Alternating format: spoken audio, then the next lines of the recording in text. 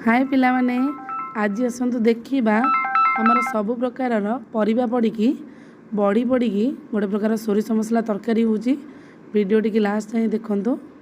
Fast आम तेल पकेलु, जीरा पकेलु, तापर तेजपत्र दीटा पकेलु, तापर एवं बिना प्याज रसुण सोरिष मसला टी बाटिकी रखीलु ताको आम पकेलु। तापर टे लंका गुंड पकेबा। लंका गुंड पकई सारा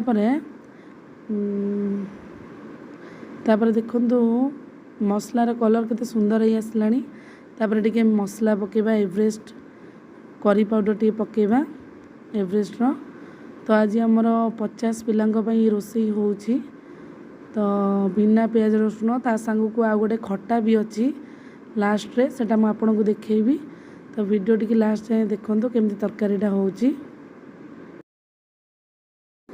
एबे हमर मसला टिके हेई आसलानी। आमे आम बाड़ी रे जो परिबा सब लगेइछु ताको आनिकी सब काटिकी रोसई करूछु। तापर देखंतु टी हळदी पड़िला। हळदी टी पकेला परे आम मसलाटा को आउटी भल कि कषिदेला परे आमे जो सब परिबा काटिकी रखिचंती ताको आमे ता देहरे ढालिबा। देखंतु मसलाटा फुटिलानी, मसला हेई आसलानी। एबे टिके लूण पकेदबा। तापरे जे जति लुण खाइब स्वाद अनुसार दब। तापर आम जो परिबा सब काटिकी रखीचु आम एबे आम टमाटो पकेले। तापर आम जहाँ सब परिबा रखिचंती काटिकी बैगण, छुई, बिलाती, आमर सारू भी अच्छी। सारू जेहेतु मिलई जीव तरकारी रे सेति आम अलगा ताको पकेइछु। तो देखंतु तरकारीटा केमती होउची।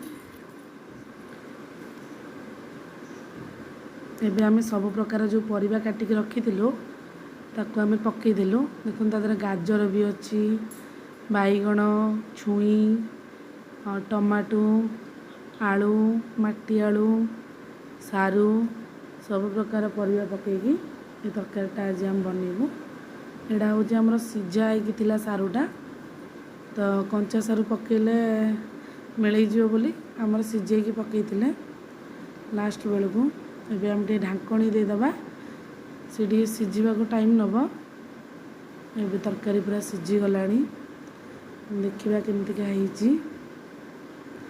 तापर आम कोबी पकईदबा। कोबीटा जेहेतु हम भाजिकी रखी जो लास्ट रे पकईया लगी कोबीटा भी आमर लास्ट रे पकईया लगी रखी। एबे कोबी टे पकईदबा। तरकारी कंप्लीट। एटा हूँ आमर खट्टाटा जो खट्टा कथा कहते खट्टा जेहेतु आमर हेई सारी से लास्ट रे उठेइची।